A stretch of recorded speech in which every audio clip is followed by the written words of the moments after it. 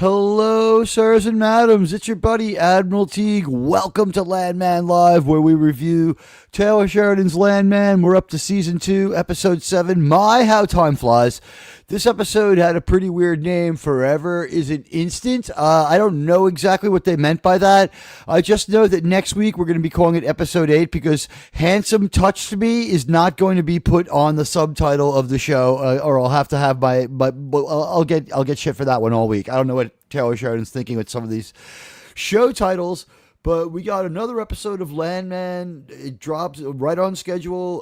There seems to be some active repairs going underway. Germ brought it up, and I'm just starting to really agree with him. Think that there might be an absent storyline. But before we get going, without giving it a grade, let's just go with watchability. Here's my panel, the very talented reviewers of the Taylor Sheridan Paramount panel. Let's start with Radioactive. Radioactive, what do you think? Was it watchable? Do you have a good time with this one? Yeah, this was a good character-driven episode. I really enjoyed it. I agree. Just like the last episode was very character-driven versus action-oriented, but it was good. And that, and I think also we couldn't maintain the velocity that the story was moving at through episode 4 anyway. Might be the case. This pace seems to be the new norm. It's a little bit slower. Okay, Crim on, sir. Sir, what did you think of the episode 7? I actually did like it. It was yes, it was a slower pace, but I was entertained. That's basically the way it works, right? I can see that a few things seem to be being changed on the way, but not too heavily. There seems to be a real reduction in screen time for Michelle Randolph. I don't know what the hell they had Ainsley do. Germ and I have a theory. I'll go to him next. Germ, everyone seems to think this one was a real watchable episode, and that maybe the new tone of dropped down one notch on the idle screw seems to be the storytelling method. No one seems to be too upset about that, and in fact are calling the episode enjoyable, which I would say was watchable too. What did you think? Yeah, very watchable. It does seem to be taking a major shift in tone. This is more of slice of life, slice of Tommy's real bad life, instead of the action-oriented stuff with all the finding $400 million and everything. He is he does have a terrible life. Yeah. Or getting screamed at by Andy Garcia. Yeah. It's a good change of pace and really builds anticipation for when everything's going to blow up. There's no real book for streaming, but it does seem as though they've got this so that something like 1/4 of this story shows you, as much as this was like a horrible life that wouldn't want to live, this is like how Tommy likes it. He likes his spicy, out of control, weirdo wife. He likes putting his genitalia into food. He likes being crass to the help. He's a crass motherfucker, and he's damn interesting to watch, which I find interesting. He's a compelling character, but here's the one thing you came up with about why we see Michelle Randolph less and why it seems like the auto accident there was another crash in episode 3 where a pickup truck with a garden hose from the tailpipe to the window, draw your own conclusions, rolls onto the highway in front of a truck from another company. And there's another fatal crash. The driver of the truck is killed, and the person in the pickup truck, they had pre-checked out before the accident. And you had a theory on that, and it might explain why there's less Michelle Randolph. It's a good theory, and it's very insightful. I want you to have the credit for talking about it. Go ahead. I believe it was the boyfriend from last season. There's no other real explanation for why he's not there. They probably wrote a breakup and for some reason decided to leave that little bit in there, which I think could have been easily cut out. But I'm pretty sure they had a season-long stretch for her dealing with him checking out because of her. or failing to deal with it properly. I think there's a good chance you're right. It was the direction this character was going in. The show took major flack from critics for being like overly mean and have to its female characters. To which I say again, where is the admirable man? And this came in an episode where Demi Moore showed a lot of good acting and showed that she was in control and in control of that character. I found the criticism to be off base, but it seems to have unsettled the people over at Paramount. You can also see the strain for money. Everybody's holding product place stuff all the time. We're drinking Dr. Pepper. We're seeing the label on everything. It doesn't get quite as bad as, excuse me, Charlie, but may I have some of your delicious Monster Energy drink, the drink of champions? It wasn't quite that bad, but we're basically seeing a lot of branding everywhere all the time. Paramount was so broke. The fact that the show has this much quality, a lot to be said for it, but this episode doesn't seem as stitched together as the previous two, as far as it doesn't seem like revisions were made, or they've had time to smooth it out and maybe shoot some of these cutaways. Because we have a couple of times where we see Michelle Randolph in isolation saying things that are either sagacious or harmless or observational and unnecessary. And it seems like it's almost just to keep her in the show and to not lose the runtime and to make up for something that, because why have that pickup truck roll onto the highway in such a weird way? And also, he was conspicuously mentioned when Ainsley was at her lowest point, being completely cruel, naturally mean, and like unconscious of social cues, and was expressing her beliefs, which were accidentally, and we really do mean she happened on this like through sheer lack of intelligence and no observation. She had picked up like everything from like mid 20th century Germany, basically was Ainsley's philosophy, that she accidentally like disgorges in front of her guidance counselor, where all she had to do was say hi and express that she was ready to pick up her uniform or something like that, like like sign her transcript. It was just a quick meeting, and she gets nervous and speaks 100% of her mind, and she's getting into like human animal husbandry, or like the cheerleaders here can date the football players, which is not allowed at short-sighted TCU or short-sighted Texas Tech, where the cheerleaders can't date the football players, because why wouldn't you want the prettiest girls to date the most athletic guys so you could have the smartest babies?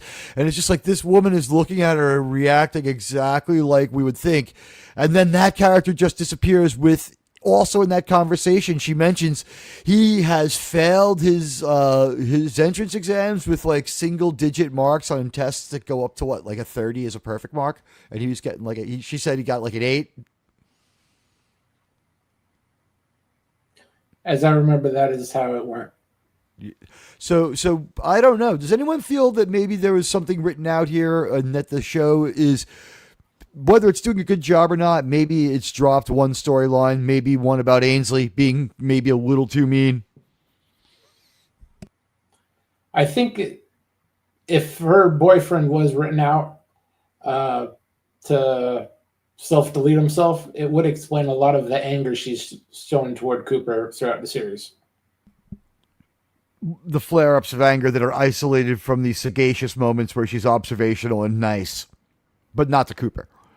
And also, like in scenes where everyone's at the table, we cut away to talk to her. Like we don't see her talk. Like we see her talking to Nate, but we see Nate and then we see her. Like we don't see, you know what I mean? Like a shot of both of them looking at each other across the table, like we usually do. This show is good with that. It looks like it still feels like there's some repairs. I'll lob that one over to Radioactive and Crimlon. Guys, do you see any signs of repairs? I'm not really. No, I think it's interesting speculation, but I don't necessarily think that that's what we're seeing. Okay. In the show. I mean, I get where you're going with it, but I think you're maybe reading a little bit more into it than is needed. I probably am. I think you're reading a little too much into it right now. I especially a couple scenes where she was just awful to her brother, especially while they were riding in the truck. She was funny, but she was terrible. God, just the stuff that was just coming out of her mouth. I'm Is there a only just cologne glad that smells mom- like hot dogs? Yeah, I'm just glad her mom went off on her though. Well, I like the part where Angela decides to pull on her ear and go, "Ow!" Yeah. Comical. Well, this whole family, it's just like, again, like it seems like one of the things in this show is that money can't buy class. Billy Bob acts completely classless in the beginning. Now, it's partially his wife's fault. She's a jackass for having like someone come in to set up breakfast in bed for him. Because what happens was, I guess they got wasted the night before, of course, because it's Angela. They have gone away somewhere to spend like the weekend. Maybe they're in Reno. Who knows? They're in some nice swanky area. Maybe it's another part of Texas, but they're living it up and having a nice time. And she's having breakfast in bed set up for him.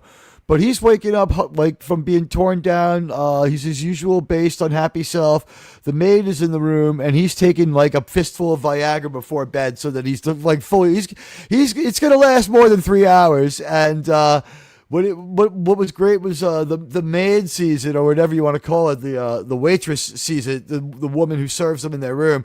She sees this, she's grossed out, and she thinks that he's going to attack her. And then Angela has to come in and like smooth things over and tip her $100.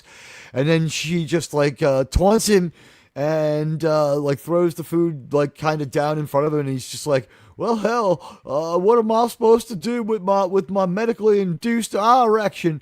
And she's like, fuck your food," and storms out. And he's just kind of looking at the food, and he's like, "Well, hell, I will." And basically, I guess they get into a profane argument where he rubs his dick all over the food and screams and yells at her the whole time. And then that's just, they have their crazy fight. And we leave them with him staring at his manliness, fully deployed, ready to go. And that's when we drop in on the much less profane relationship and much less gross relationship of Cooper and Ariana, where she is still walking him through, like, "Okay, we're going to do this for the third time. You had to go ask my father to marry me after you asked me to marry me. So then you had to go ask my baby's mother, my baby's grandmother to marry, if you could marry me, if that would be cool. And now that you've asked me to ask who you could ask and ask those people if you can ask me, though I said yes ahead of time because you were only assigned to ask these people so I could eventually say yes, you have now jumped through enough hoops to jump through the final hoop where you will ask me." And he's like, "I will ask you to get married." And they express that they love each other, and we at least have a scene where we see that, yeah, it's physical. It was a relief to see that he's at least getting some, despite the religious guilting an episode back. Apparently, that ends when you get engaged, if this hasn't been going on the whole time. Elvio's dead a good, 11 weeks? I mean, it's a normal widowhood. I hope my wife waits this long for me. Although, actually, that baby looks a little older. What was our time frame between seasons? Was it 7 weeks? Around 7 to 8 weeks. And then we've been going just about a day per episode. So we're just into week 9 here, or maybe have we fast forwarded to like week 11 since last season, and about 20 weeks into our story, roughly, right? We're about the end of May at this point. I feel like that baby looks more like it's a year old. I agree with you, but that could just be because it's really hard to film with a baby and stuff like that. Maybe they just like soap opera aged it ahead. It could have hit a tachyon pulse. Quantum singularity aged the baby. But any guys, Radioactive, Crimon, thoughts about Ariana and Cooper's kind of relating to each other here, and her telling him about this final hoop he's going to jump through. Throw that Cheerio through the hula hoop one more time, as they say. She's really putting him through the ringer. Yeah, I'd agree. It's redundant. It's part of his test. Yeah, definitely a test. I'm gonna say my feeling is this is the first time they're having straight up just having sex. This is the first time he's been able to like approach her, say I want it, and just like have it happen. And it seems like she is like re-seducing him. Whether or not it's happened already, this is either a new level of love or even possibly the first time. I'm going with, like, there's been stuff with hands and mouths, but this is the first time. Guys, this is the first time they're actually having intercourse. No, No, this is probably at least 4 or 5. they just haven't shown it on screen, Teague. That's all. I don't Yeah. think it's major. I'm wondering about it. And hey, our job is to pick apart the show. So these two characters eat up a lot of screen time, and that seems to be the most prescient question that they've been giving us these last few weeks, because we know she's going to say yes. She pre-approves the marriage and then tells him, you're going to do this. And he's like, well, I did it. And she's like, okay, cool. Now do this. And it seems like he's finally done every last single thing. So just to see it finally culminated, I guess Krimlon, you're not exactly going to be a tiebreaker, but maybe you could retie it. I don't know. Do you think that maybe this is the first time for intercourse and maybe there's been like other stuff, but maybe not sex? Oh God, I feel like she's just long-term blue balling him.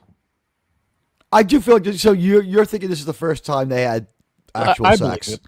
I believe it. Yeah, it's left up to you. This is sort of like the show is agnostic on it and lets you fill in the blanks. We might this could boomerang later and have her scream at him. I held out on you until we were engaged or something, or like if Elvio's child has a brother who's like 4 months younger than him, whatever, like only like 9 months and a week younger than him, it's gonna look pretty bad. But it seems like now we've reached, at least their relationship has reached a new level, and he's gonna go through the next quest, and then we step aside for Wolverine and Rebecca, and they've kind of got some stuff going on. They've got some chemistry. And then we have a conversation that I don't know how true this is. Now, Germ says it's true.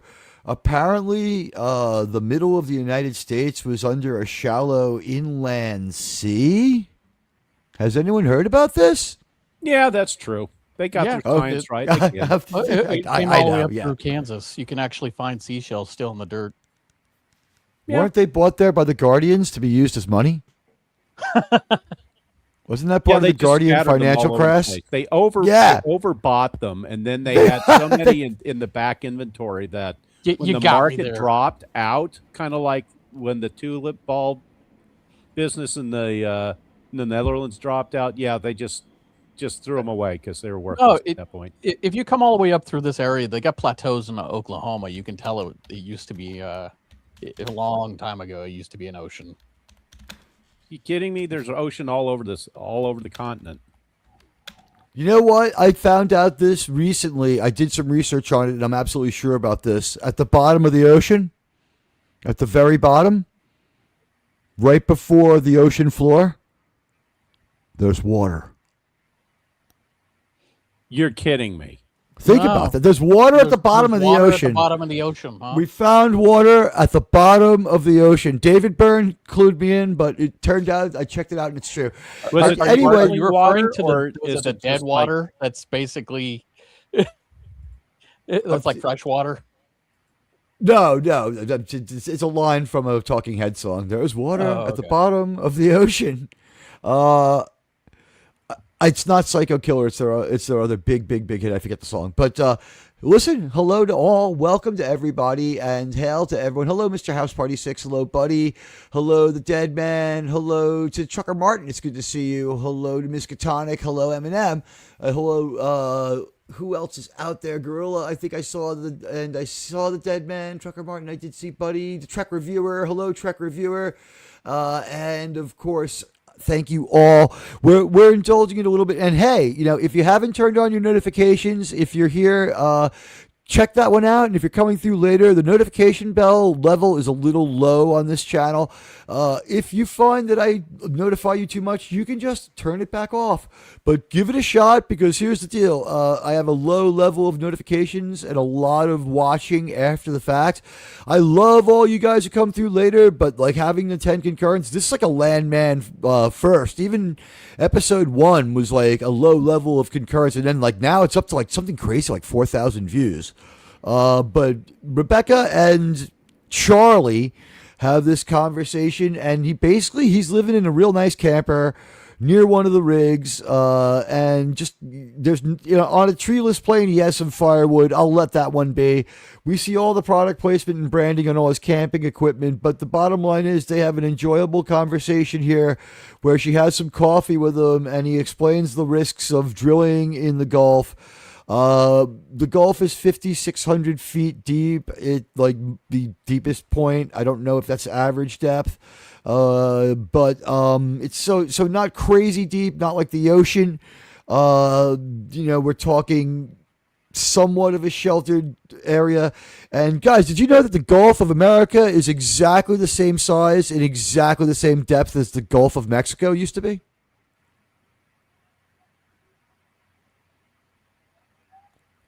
Real coincidence there. But let me do a quick Google search. I don't know if I believe you.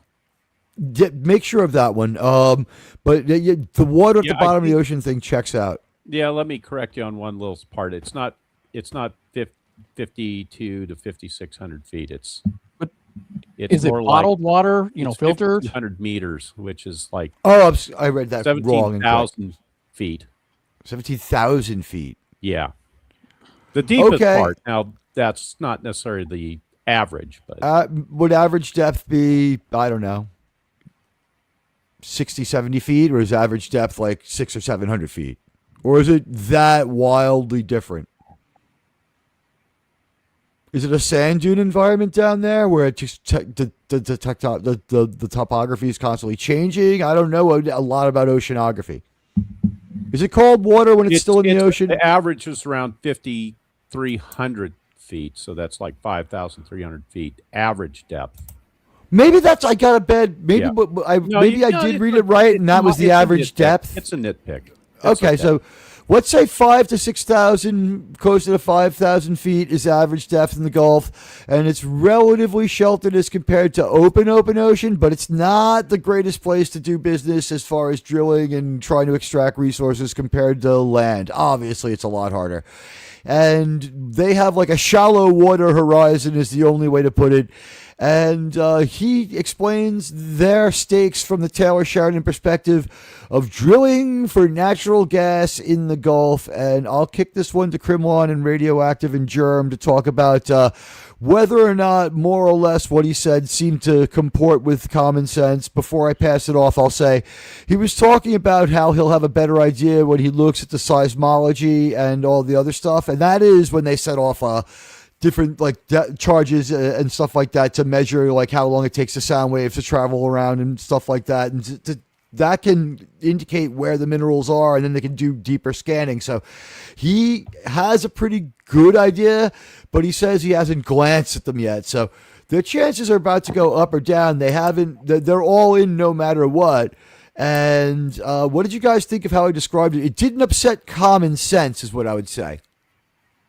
Yes, Batman, it's once in a lifetime. Yeah. That's right. Okay, go ahead. We're talking about drilling in the Gulf. Their version of what was going on, the roughly 10% chance that they would be successful doesn't blow up anybody's chance of common sense. And this revelation that it was a blowout in the gas well, coincidental with the hurricane taking out the rig, that caused the failure, and that there might not be any more gas or resources where the well is. Might not be that was anything less interesting. taken Out. Yeah. If they were drilling in there and the pipe snapped, one would think that, like what he said, the pocket could have collapsed. It could have drained everything. There's a billion different things that could have happened in that time frame. He said you started pumping water. Well, So yeah, water through could have filled it up. The pipe, yeah, because if the pipe breaks, the seed water goes in. I And mean, said you got to keep in mind that at those depths down there, you're talking maybe 500,000 psi. Yeah, Easy. it's incredible. Like, we all got a really up close and personal idea of what happens at that depth or something close to it. I know it's deeper, but it was not that long ago, and it was big pop culture story. The Titan submersible, and then people became fascinated on what might have happened to the people. Did they have enough time to feel pain? And then the two theories were vaporized by the water pressure or turned into toothpaste. I liked the vaporized theory; sounded better to me. But explosive decompression, it was a big deal, and so we understood. Everyone got an up close and personal, or whatever, a very recent refresher on that. Those people were disintegrated. It was roughly. I looked back at the numbers, and it's like somewhere between 2 and 3 million. In imperial units, like 2 to 3 million pounds per square inch. So there's nothing left. And speaking of imperial, almost near instantaneous. It's like within like about a micro, somewhere between like maybe a couple hundred microseconds to a microsecond or a millisecond, and you're done. It's on par with 1/1000th of the time it takes to blink your eye, or something like that. I heard. Yeah, it's something like that. It's like an explosive detonation going off, except it's an implosion. You don't have time to be cognizant of it unless there was a couple of, it might have been like drip, drip, drip, creak. Oh shit! Boom. No, you wouldn't even have a drip. It would just be you'd hear maybe the slight crunch and then pop, and then that's it. There's nothing. There's just be like a cereal. Snap, crackle, pop. Yep. And I like this. The Sigsbee Deep is located in the southwestern section. Is that where they'll be building the wall? Reaching depths of over 1,400 feet to around 4,300 meters. Sometimes reported as deep as 17,000 feet, 5,200 meters, making a significant abyssal plain. That's the thing. He said that the gas is 3,500 feet below, 30,000 feet below the surface. Is that right, Jerm? Was it 30,000 feet? Yes, it was 30,000 feet. So you got, 10, let's say they're at a 5,000 to 7,000 feet of water. Yeah, and then you've got another like 10,000 20,000 actual drilling that you've got to do. That all didn't upset my sense of right or wrong either. It didn't come off like a science lesson either. Even though she has been a bitch to everyone else, she's kind of nice to him.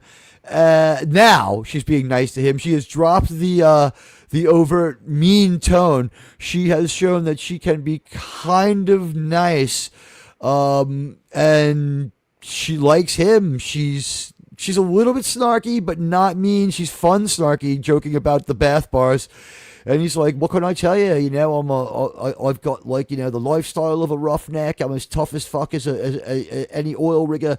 But, I'm a smart geologist, scientisty kind of guy. One day I'll be working at the University of Auckland, fair dinkum I will. And, till then I'll be giving you a proper rogering. And she's like, that works for me, sir. And he's getting jumped up beyond his experience level. But it's only a few years too early. Charlie looks to be like 30.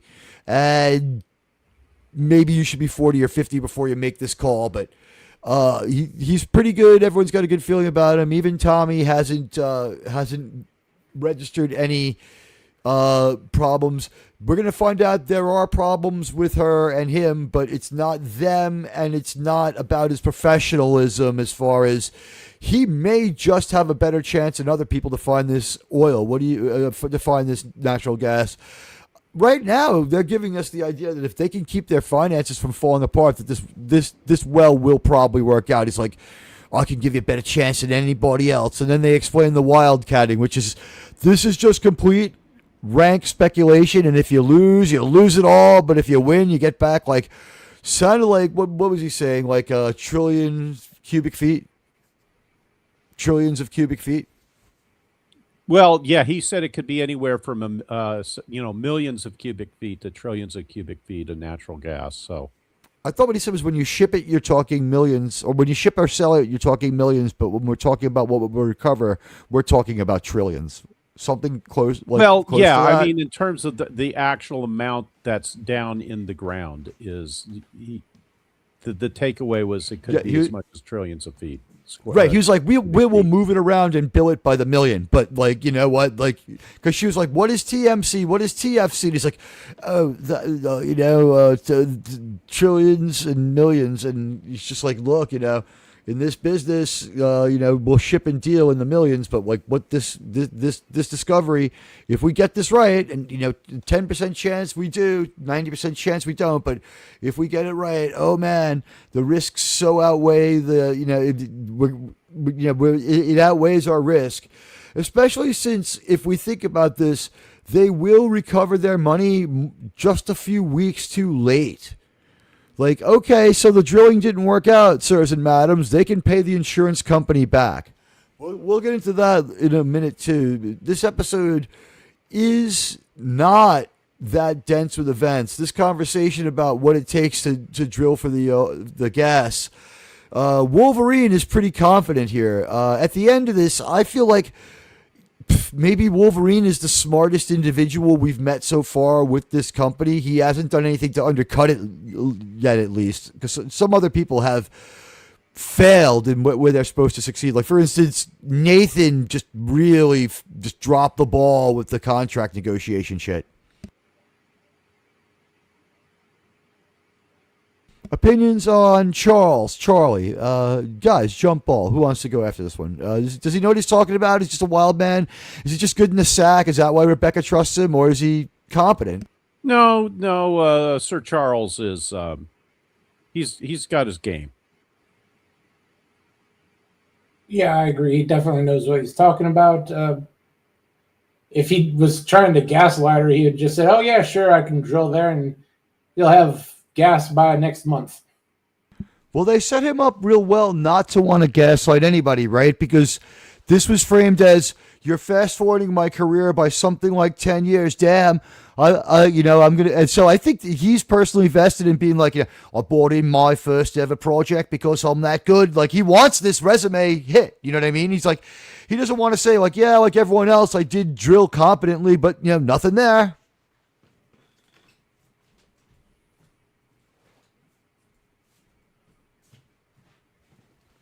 What do you guys think about how they're doing with this? What do you think about how they're doing with this character? Is he likable? Is he worth hanging with? Is he growing on you? Because I personally, I feel like Charlie is growing on me. No, I think they're developing his character pretty well. He's not turning out to be like Rebecca. He's not really being a jackass or anything like that. He's cooler than Cooper at this point. He's a perfect counterweight to Rebecca. Actually, he's gonna mellow her out. And let's face it, she already gave her Strange New Worlds personal massager the boot out the door. It's on the charger long term now. Yeah, it's like she's basically doing a slow breakup with the Strange New Worlds massager, and yeah, she does seem to be in love with him so far. Just the way, the way she's acting. We'll get to that later in the episode. Yeah, we'll see. That's all he really needs to be. He doesn't have to be fully fleshed out. Right now, all he needs to do is flesh out Rebecca. I think he's been a character since the beginning. I think a pretty good character since the beginning. Yeah, so it's the airplane ride. Yeah, I think he started off really well. I don't have any problems with him. Well, we knew where it was going is with the airplane ride. I mean, it was obvious what they were doing. They were setting him up to be the love interest for Rebecca.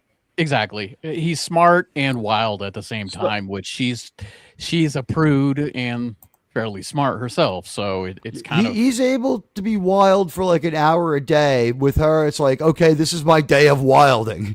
Exactly. And he can let totally go for that day, but like he has enough self-control and intelligence and game that like Charlie works hard all day, looks at the research, the papers, checks things out, does his seismic work, and then he goes home and he has like a real good meal, takes a shower with like a $70 bath bar, and also like, makes himself like some kangaroo on the Barbie, whatever it is that he's eating out there.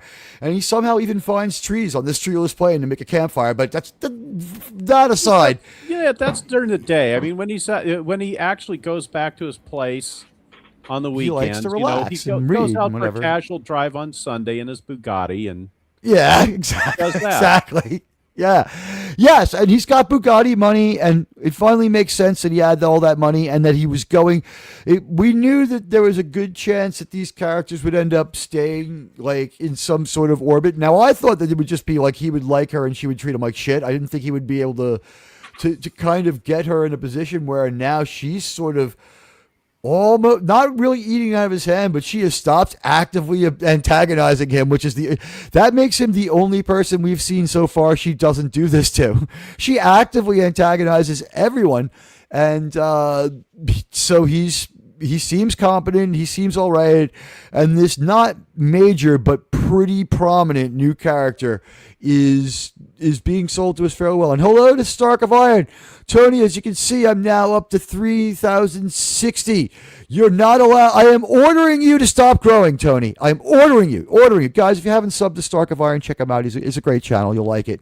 And you know what? If you're just getting here, we have a little tiny bit of a notification bell problem. If you could turn on what I call the unification bell for this channel. Usually the amount of notifications in a day is 0, so it's not going to be a big deal. Like I don't abuse the communication system like that. So the science lesson and stakes resetting goes on, and then 15 minutes in, we're ready to finally have our credit sequence. Germ, didn't you feel like, hey, what's the point?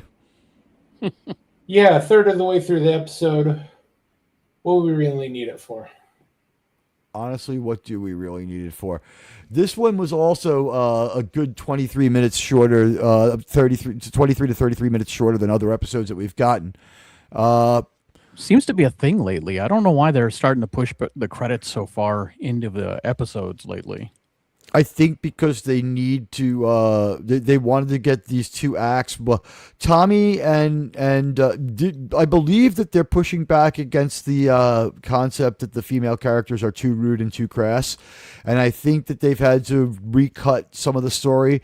I also think they're anticipating some recutting because of what happened in 1923 and that story not being the smoothest flowing and having to get worked on a little bit, especially at the end. So if what they're doing is trying to make sure that they don't build up damage and have to, like, completely unlikable characters in like some sort of MILF Island hate fest, you know what I mean? We at least, there's a reason to root for Rebecca. There's a reason to root for even Angela, who is staying pretty mean and pretty unstable, but like showing that she has certain okay traits. And then Ainsley has been mostly non-present because I think, as Germ has said, like, I share his opinion that there was a storyline for her, and my take on it is her storyline might have been the most fucked up and most dark. So they were just like, drop this, we'll lose part of one episode, and I think that there's been some intercutting between episodes, and then some episodes just got bloated and longer. And this credits thing, they're like, it doesn't matter, it's just the credits, like they can be wherever, and like, we can't just go straight to credits after a crash scene where she acts bad. We're going to have a sequence where during the credits, before the credits, we also see a more lighthearted, hopeful side of some female character, so that they can't just say like, you know, our whole opening segment was filled with bile. We can just move the credits back. I think the credits came after the opening scene with Tim looking at his erection, and we're moved. Anybody? Yeah, that's where it naturally would have fit a lot better than where it is now. What do you think of my reasonings as to why it was moved and how that happened? Probably. Yeah, probably. And Tony, I see you trying to say that you have some kind of right to grow your channel. No.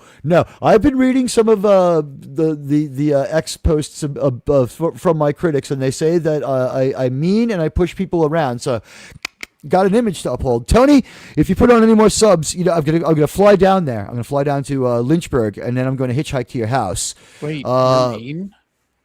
Shut up! Come on. No, I'm not mean. Anyway, this is what we found out. There's a proper name. We found out there's a proper name for the Switch House oil camp. It's called a man camp. It's referred to that as by Tommy at the end of the episode. I loved these cars.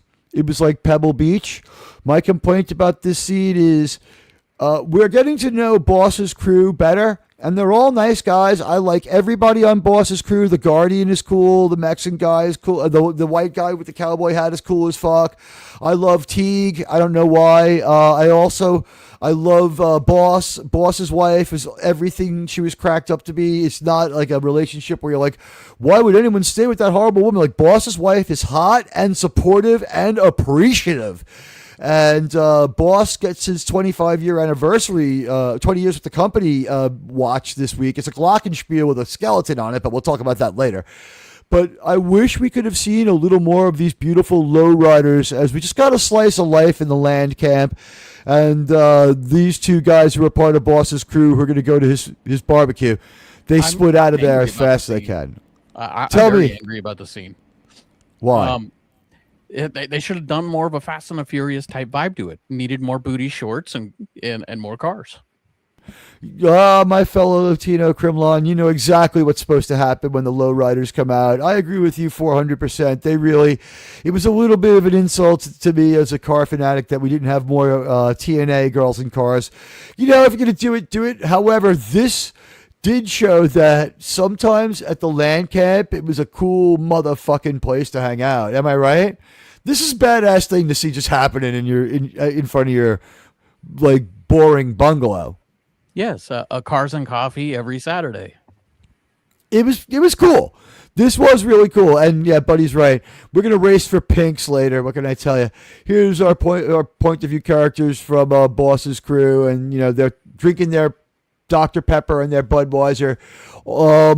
The soft drinks, I don't know if they're from the same people, but all the beverages we've seen are from the same parent company. So he's drinking a Budweiser. We've got product placement like crazy, but look at this shot.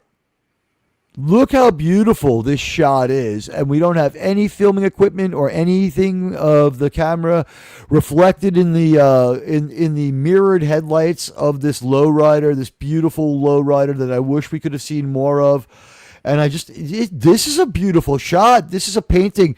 If I gave you this as like, I don't know, a 4x3 painting to hang on your wall, you wouldn't be that embarrassed. I'm not saying it would be in your living room, but it wouldn't exactly be across from the shitter. This would be this is guest room level photograph. This is a good, very well composed shot. It looks great, and we've gotten a lot of that, guys.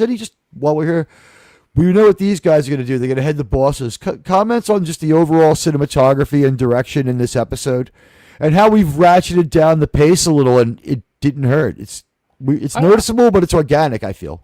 I really do like the angles that they chose for it, especially the spot you got right here. You still got the cars, you still got everything going on in the background, but in the foreground.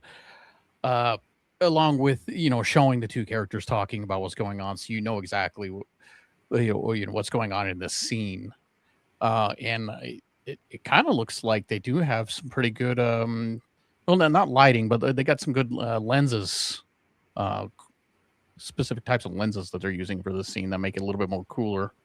They made every right choice, and it was deeply well considered. Like this shot, we really when we start this scene, things gonna happen, but we really do want to have a great establishing shot of our two characters talking after we see the people, having their little ad hoc swap show.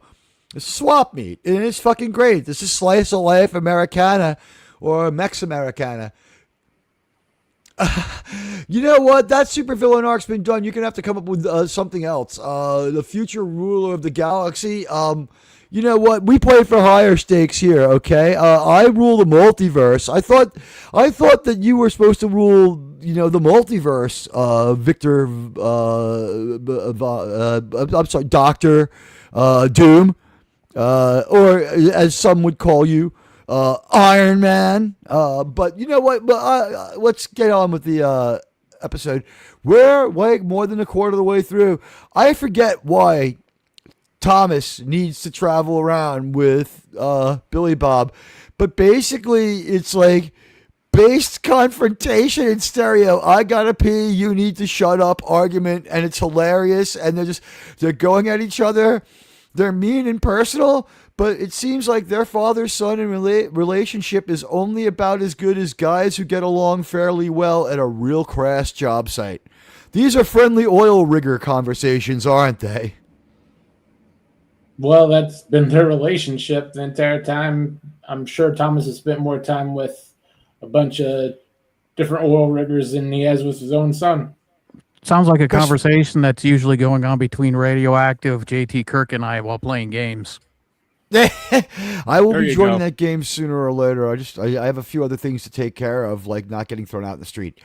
But this sequence goes on for a while, and it's sort of like a rerun of last week's, like, you know, try watching The View, Dad. It's like a little bit of comedy and fun stuff between Billy Bob and his dad. Then here she comes, Angela, and we're gonna fly back to Midland. Our little break is our little vacation's over, and then we rejoin our other point of view characters from the man camp, who are at Boss's house. There's Boss's wife. She's all right. She's all right. And Boss's house is also pretty all right. It looks like a fun place to hang out. There's some hot women in there. It's well appointed. It's very well decorated. He didn't go with like Afrocentric art. It's like just pretty much got a Southwestern theme. Boss has got a nice house, got a ton of money. He's got 20 years of working for like pretty high wages. There's more product placement. There's some Michelob Ultra in the aluminum can. We're showing every way to package Michelob Ultra. It's in everything. And then like that one woman, I guess she's not important enough to the show. She's like, just grab the solo cup, ma'am. But they greet the people at the party. It's pretty happening. It's a party worth being at. They go outside. Do you ever get the impression that they're shooting this at the same house? Because you notice the house has wood paneling on the inside again. I think it's possible, or that their set dressing is just being reused. But yeah, because I guess the idea is all the houses in Midland have the same style is what they're going for, and they're using like they have like two houses tops. Seems to be my guess. I think you're right. They have like maybe two houses. Anyone else got a thought on that before we go forward on this? All right. So we go out to the barbecue. Boss is cooking, and they talk about their friend Teague. This to me was the most compelling part of the episode. Teague might not be able to see anymore, and they're all worried about it. And everyone's wearing hats and sunglasses except Boss, who doesn't need it. I fine with me, doesn't bother me. The hat and the glasses look whatever, pulling the Dale Gribble. I understand in Texas it's bright enough to be necessary. And we managed to keep the film crew out of frame and stuff like that. It's all, again, still very well filmed. And, you know, this guy's driving it home. He's made 2 jokes in 2 minutes about being a guardian. So, you know, whatever. What did he say? He's Cheyenne. So I'm Cheyenne. You already overcooked mine. Comanche. You said Comanche. Sorry. Okay. Yes. I'm a Comanche. You already overcooked mine. So, you know, they're joking around, having fun. Dale shows up. Dale is there as Tommy's emissary. He's the highest ranked person at the company at this party or in town right now. And he brings Tommy's regrets. He knows Boss's wife really well. And, you know, they say, oh, hey, Dale, we heard that, you know, maybe this chick goes, Dale, I heard that maybe you're single. And he's like, well, you know, I am on the market, whatever. And if you know any swimsuit models with a low IQ and bad taste in men, send them my way. And this chick looks right at Dale and goes, you know, I have a swimsuit. And then she just kind of walks away, and Dale's just like notes it, blinks in surprise, and seems to be weighing his options. We don't know who this chick is yet. I'm hoping that she's Boss's wife's sister, because that would mean she possibly could be as cool as Boss's wife, and Dale would be happy. Run. It's Dale's daughter. It's Boss's daughter. Red flag alert. Just red flags all over the place. Run. Let's hear the red flag alert. She doesn't have a nose ring. She's got that going for her. She doesn't have a nose ring. What are the red flags, Grimlon? She's a woman. She's a grill. We don't like grill. We don't like grills on this channel. So this what, is Dale's what reaction. Thing is that they should have right then they should have had Iron Maiden's "Run for the Hills" playing in the background softly. Yes, yeah. It's like I have a bathing suit. Exactly. And there's Dale's surprise. Dale doesn't realize that he's a hot commodity. To which I say, Dale is a millionaire who lost a bunch of weight after dropping his last wife, who he might.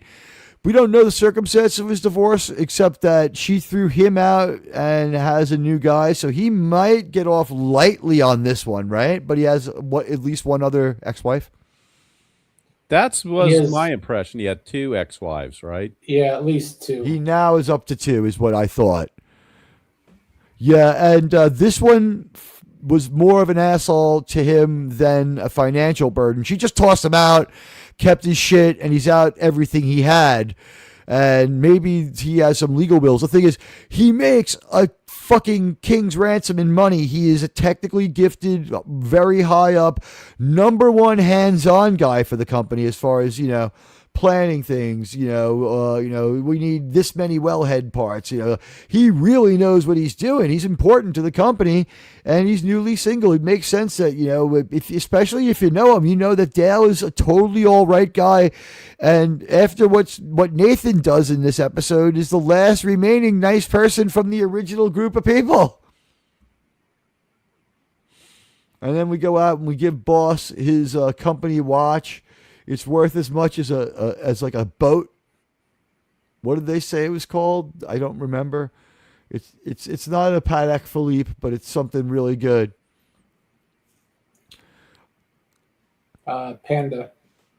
Yeah, that's what they call this, a Panda. I don't know. What is that because it's a Panerai? That's like a big watch brand too. But they say it's worth as much of a boat. MTEX has nothing but money. Money's not a problem. It's getting people who are willing to work in the patch. And Boss expresses some consternation and some fear of being stuck in the patch at this point of the episode. And I thought that it was well acted, well performed, and with what happened to poor Teague, who I still feel by the end of this show will probably have the most subs and probably also be the person to end up running MTEX. I think that's our surprise ending, that Tommy's just going to give it to him because he's the most worthy guy. It's like, Teague, something about you. I think maybe it's your name. But they talk about Teague. They talk about, how he might not see again.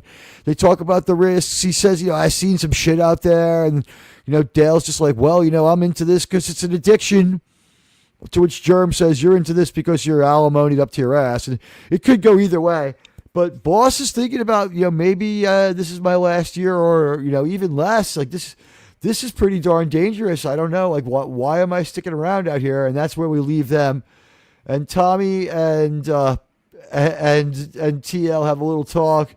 And he needs to go drain the snake.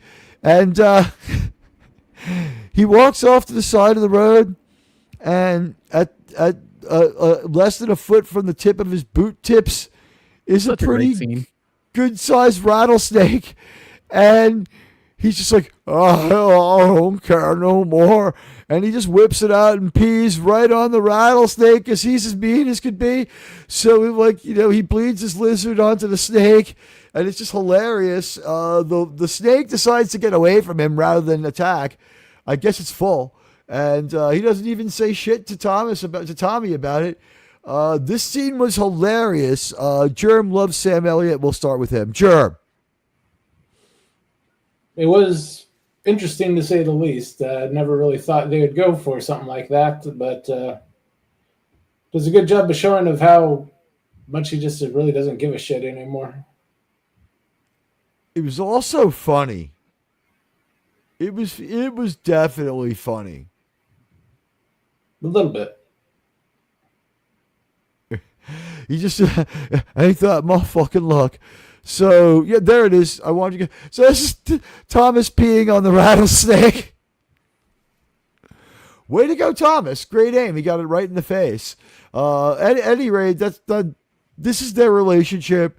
And believe it or not, it's somewhat fulfilling. Then we find out he goes to basically his Library of Alexandria. Does anybody think that he read every single detail on the placemat of this and memorized it? Because Thomas has all sorts of weird knowledge, like how deep the deepest canyon on Mars is and how cold it gets on the moon on a Saturday. And he flexes that every once in a while.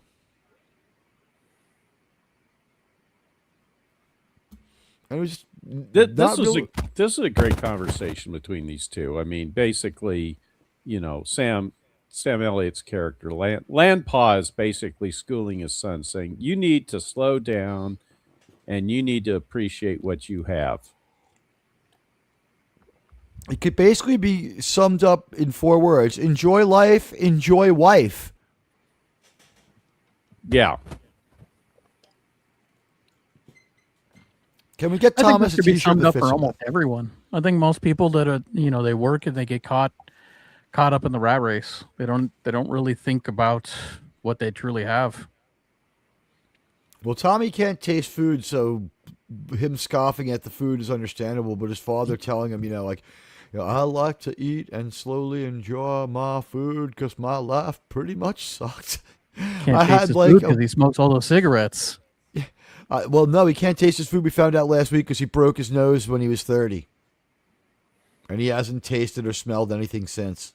It's probably why he doesn't smell the brimstone around Angela. So these guys, they're just fun.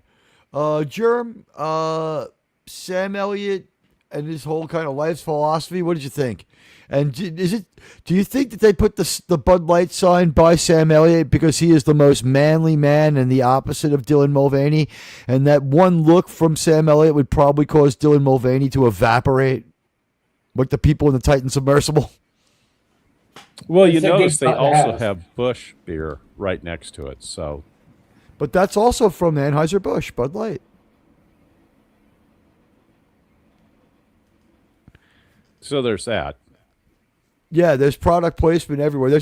They got the state of Texas next to them to offset it, but they're like, we're trying to bring back Bud Light. Let's put it next to like a really, really masculine actor.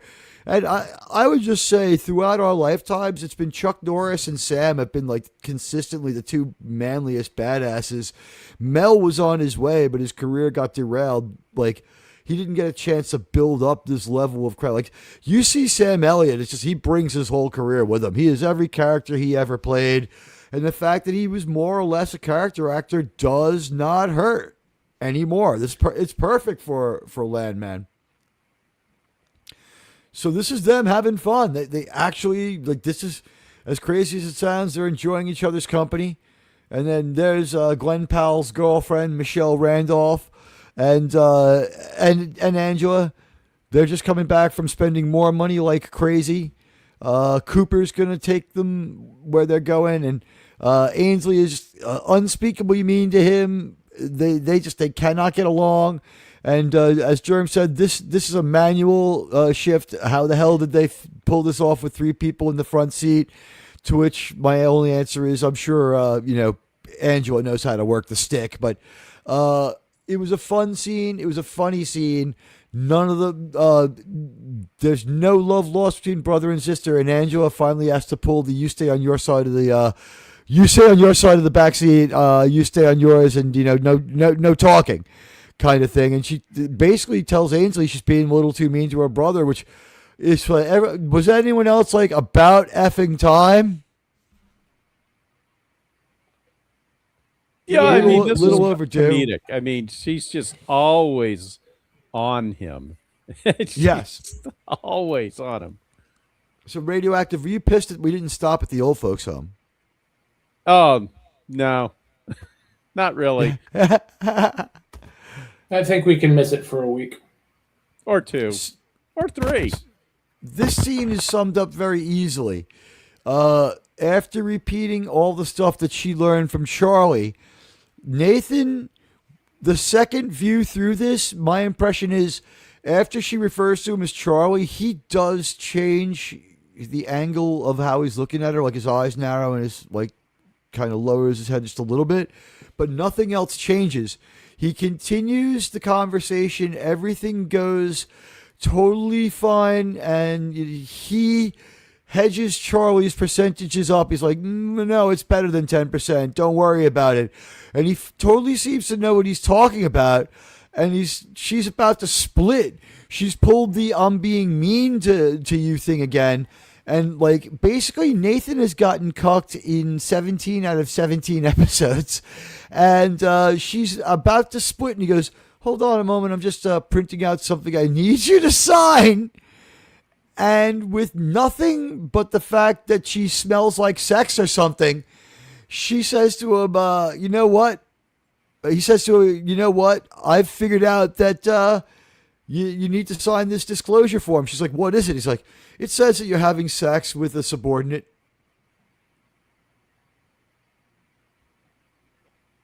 And this was a weird flex for Nathan to pull.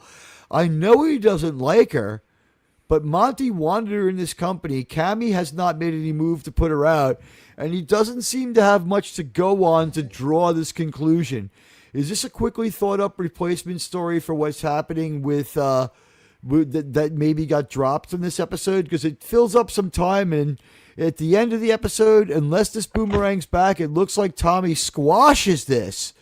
But Nathan pulls a flex here, and he makes her sign this petition saying that she's having an inappropriate relationship and it's going to go before the board, which is Cammy, who likes her. I don't understand why she's upset, why she's worried, or why Nathan does this, and neither does Tommy.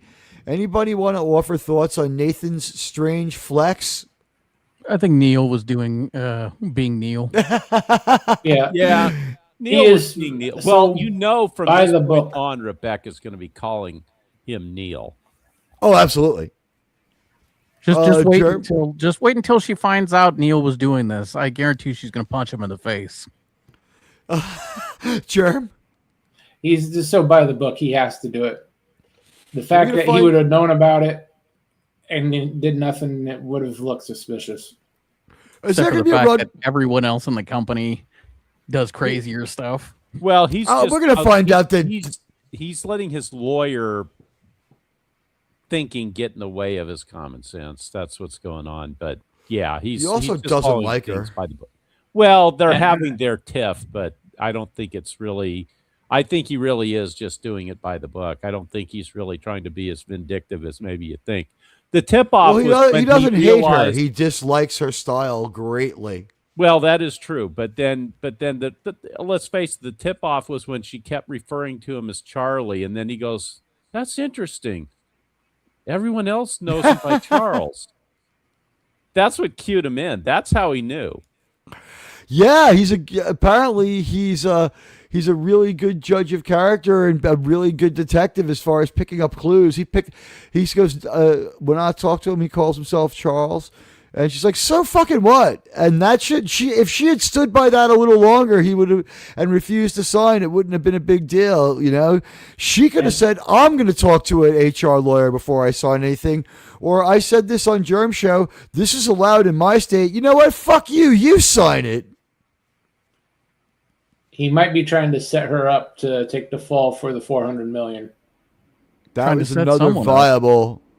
That's another viable speculation. And again, like I said, we're going to find out something like Nathan's going to hookers on his spare time too, because like he can't just be this straight guy. Like there's a Neil inside of his heart living a second life. We're going to find out like he left a wife and kids in Baltimore or whatever it is, some lyrical terrible thing that he's done. Well, what do you expect from the Emperor of the Underverse? Exactly. He was. What did we remember him from? He's in Underworld, right? No. Chronicles of Riddick. Chronicles. Yeah, that's right. Chronicles of Riddick. Yeah, we're gonna need Riddick to come in and have to take care of business. That's right. Riddick's the same age as Billy Bob. They're both like 70 years old. And for whatever reason, Rebecca gets so spun up about this that she goes directly to Tommy's house where she has pleasantries with Ainsley and Angela, who are very like, oh, it's great to see you. And she talks to Tommy about how she had this inappropriate relationship with Charlie, which, whatever. And Tommy's like, well, hell, this whole place is one big inappropriate relationship. We have people who don't like each other, people at each other's throats. We got like all sorts of crazy stuff going on at the man camp. Like they just don't drive lowriders. They're doing drugs. They're bringing in women. God knows what else. It's absolutely insane and very, very inappropriate. So don't worry about it. And the deal he tells her is, if you keep like screwing this guy and you find out that he's cheating on you, if he's doing a good job, you got to keep him. If the relationship's going well and he's doing a terrible job, you got to fire him. Is that cool? It's just like, oh yeah, like believe me, if the relationship's going bad, I'll love firing him. Kind of a vibe. And he's like, all right, well then I don't care. And he goes in and he talks to Nate, and he's like, look. Just drop this bullshit. She works 12 hours a day. No one cares. And I don't want to be her enemy. She's grown on me. And, we don't have to have it be this acrimonious. And Nathan seems determined not to put it away. There is a moment where Angela brings out the soiled breakfast from another town and throws the penis-tainted eggs on the freaking table in front of Tommy and says, you're not allowed to have a nice time today. You're not allowed to enjoy life today. Because that's how he leaves off with Nate. He goes, I don't care. I'm not on the clock. I don't want to hear about it. I'm going to enjoy my life. So Nathan didn't exactly get to the point where he said, okay, I'm dropping it. And I don't think he is. I don't think this is over. Just before we move on to the final moment with Tommy and Angela, they're not dropping it, are they? Nathan's not dropping it, is he? Or if Nathan's dropping it, Neil is gonna keep up with it, right? Either Nathan or Neil will push this all the way, correct? He's gonna keep that in his back pocket, and he's gonna try to throw Rebecca under the bus. He's gonna try some with it. I do agree. Although I think the way he's going about it is probably really gonna end up backfiring. Okay. Radioactive, what do you think? Nathan holding on to that? I don't know. Yeah, it's hard to say right now. I'm not sure exactly if he's actually going to be that vindictive or not, or if he's covering his ass that much because they might throw him under the bus. He's smart enough to be a little bit afraid of all these people. And Ainsley just has a nice moment here. She's like, they laugh and fight and kiss like teenagers, and it's almost innocent. And I'm going to say right here that what occurring to me only at this moment is the pickup truck is an unexplained MacGuffin that was like, they kicked the can on explaining that one for a whole episode. And then they just like gave it the barest of talking about, and it hasn't come up again. I think it's connected to the letter from the letter that she got from the stepfather that we never heard anything more about.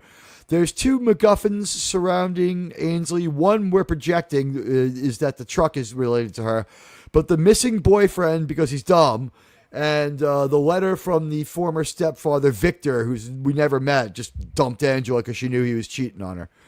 Could maybe there be a whole? Could that be the Ainsley story thread that she got left a bunch of money of her own and decided to level up boyfriends or some crap like that? I don't think that much. Just that she left him because she's transferring schools and he couldn't handle it. That could no. He's not going to school because he failed his entrance exams. But yeah, he can't handle what happened. But yes, all right. So the final scene of the episode after Michelle Randolph, Mrs. Glenn Powell, the designated hitter of our generation, and there's all those branded things on the table. He gets to hit it with everybody. Oh, I forgot. There are two conversations.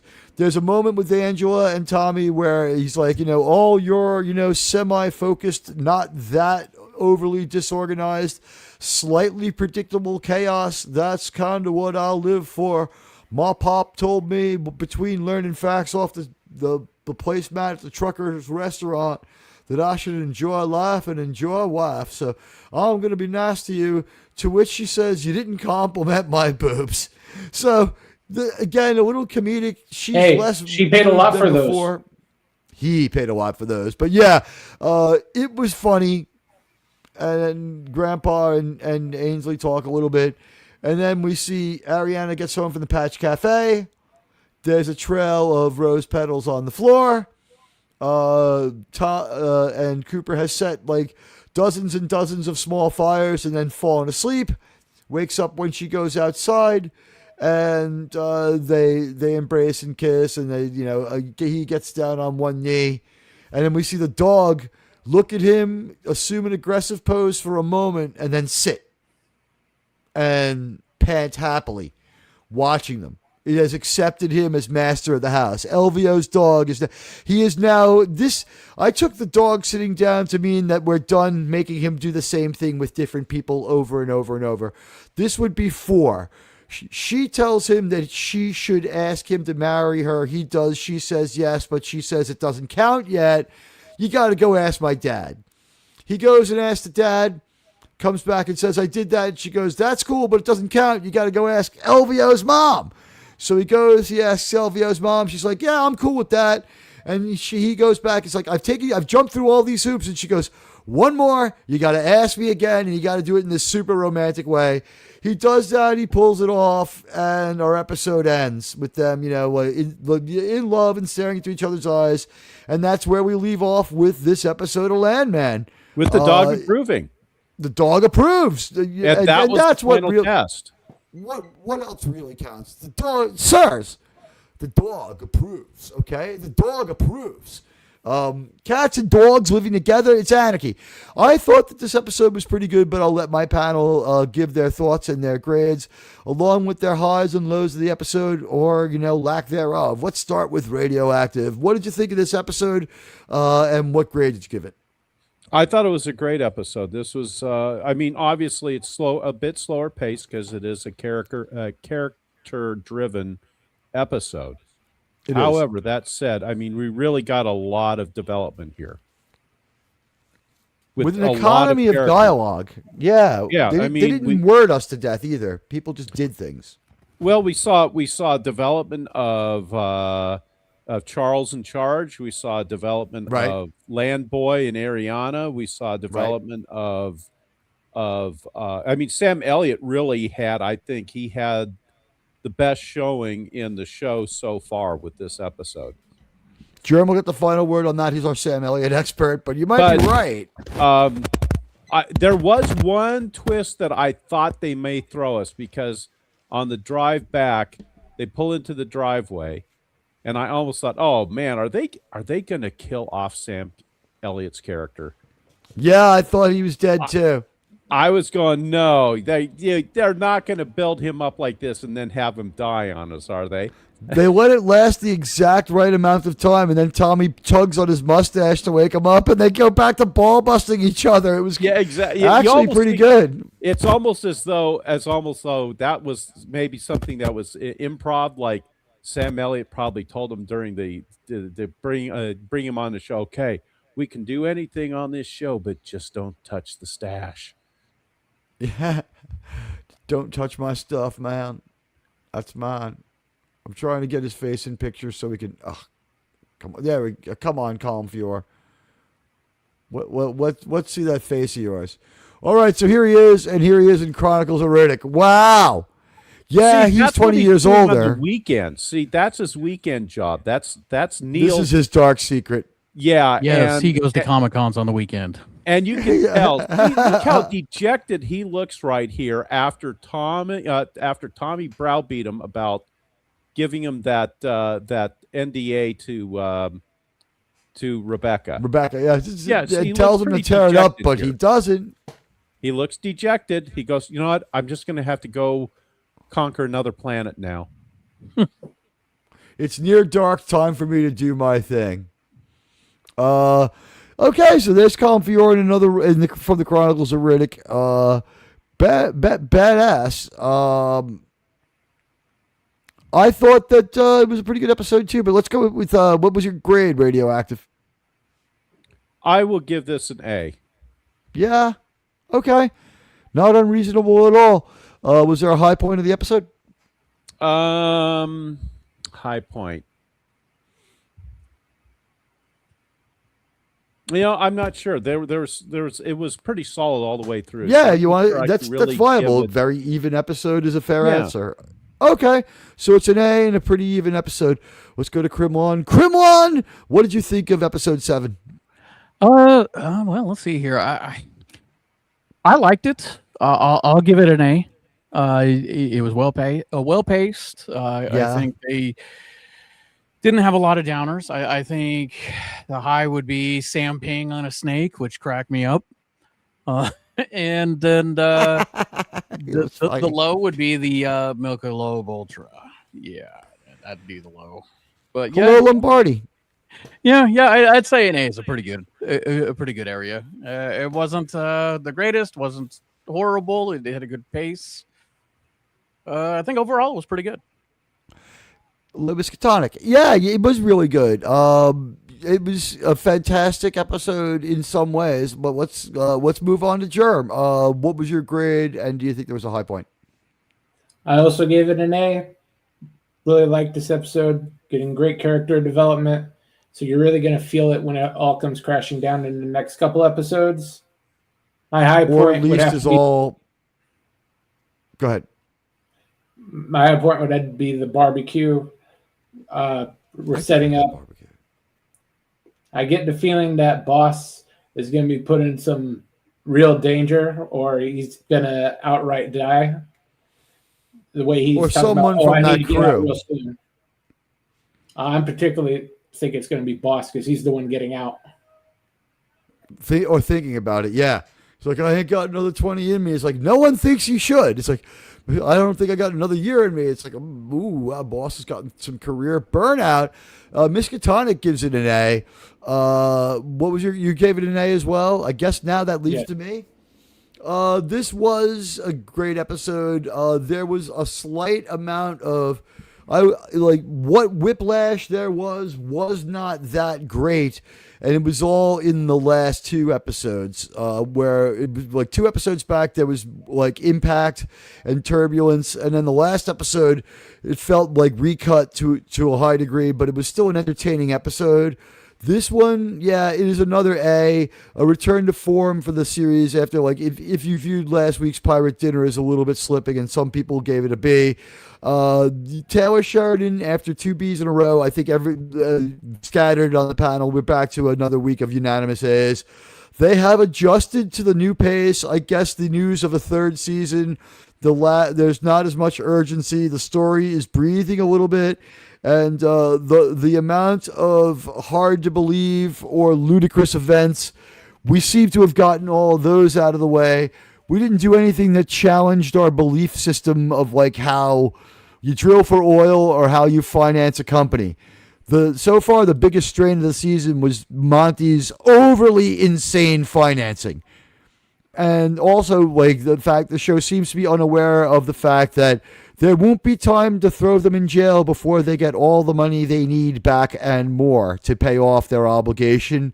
And the lingering question is still, why did the insurance company, for nothing on their end, write this huge settlement to Monty, which enabled him to stay solvent by tapping into the patch, because the patch needed technical upgrades or it wasn't going to make enough money to survive. Now the patch is starting to do real good and is going to start doing a lot better, and we might get the Shallow Water Horizon online. So we'll see what happens. We have excellent prospects for our final 3 episodes because it is scheduled for 10. I don't know if they recut the last 2 together. Again, it seems like the recutting's been done to preserve the 10-episode run length. This one was shorter. It was 43 total minutes, I think. Let me check. I'm sorry, 47 total minutes, which is 23 minutes shorter than the one we had 2 weeks ago. So there was maybe some time switched around between episodes, but still, this was the new pacing is only slightly slower. The dialogue is a little bit more spaced out. Things are breathing. It's not as sharp and high paced in exchange. It couldn't be, although we do hit the conversational speed limit when we get certain characters together, like just Tommy and Angela or just Tommy and Thomas. When those combinations happen, people start getting real snarky real fast. But it was cool to see Nathan and Neil both try to defend themselves a little bit from all the cucking, but it did seem like it was pretty petty. I don't know. He's going to have to calm down and maybe just get his own place and not live with Angela or Ainsley and all these people who are making him insane and lose sleep. Aside from that, I'm looking forward to episode 8. Anybody got any predictions? A wedding, maybe, or an engagement party, something?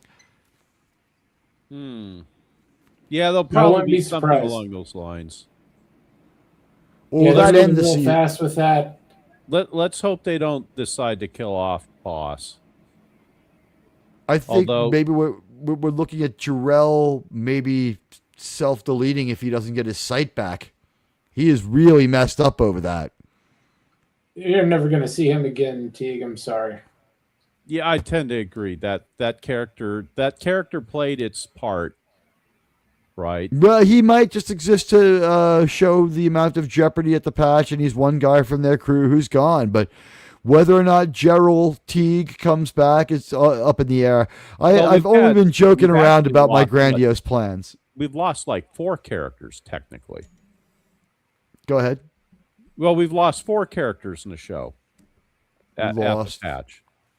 Well, the first episode, first crew. Yeah, the first crew, and then this guy. Right. And then they don't really count as M-Tex people, but like 6 or 7 fucking wild boar hunters and a boar hunting guide. Oh, well, okay. Yeah, we have. Okay, if we call that they were more like collateral damage. There's a lot of collateral damage in this show. And there was a lot of collateral damage in Andy Garcia's company. Hey, dead man. He had a lot of collateral damage in his company too, so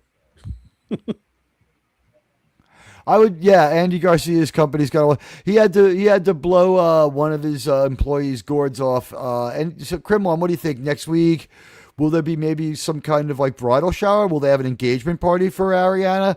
And what's it going to be like when grounded, normal Ariana, who works and likes to take care of things herself and doesn't play those games, is around Ainsley and Angela? We saw a foreshadowing of it at the hospital when Cooper got hurt. Like, Ainsley kind of doesn't like Ariana, or at least has disdain for the fact that anybody could like Cooper.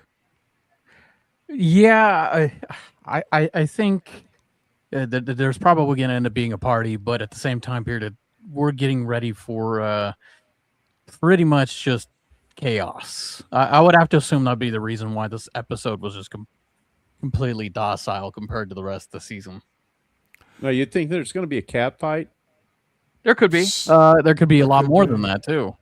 The cat fight would be pretty badass because, like, Ainsley, all she does is work out for cheerleading, so she could have, like, a rolling, tumbling attack and really fuck Ariana up. But then again, like, as a Latino myself, Ariana, like, she's probably got some defense skills of her own. Well, I would like to see it done in mud. Maybe they're going to have, like, a steel cage match with Ainsley. Let's see. It'd be Ainsley and her girlfriend next door. I forget what her name was. Shelby. Shelby, yeah. So it'd be Ainsley Shelby versus what about Rebecca and Ariana? Ooh, that would be a great cat fight, and we could do it in like a inflatable kiddie pool with pudding, and I think it would be very fun. But unfortunately, the show's not going to give us that. We haven't gotten our big-time female nudity for this season. I thought we were going to get it from Ariana. I don't know if it's Ali Larder's job to be like to be mostly full frontal this season, partially frontal, whatever the term might be. Who knows? We've got 3 episodes left. The chance of seeing some boobs and stuff like that has never been higher, but I'm looking forward to the next Landman. I want to thank my Landman panel. I want to thank all of you who are here, like Miskatonic Madman. Guys, while I'm shouting you out, if you want to throw your grades in there of what you thought, go ahead and give it a grade.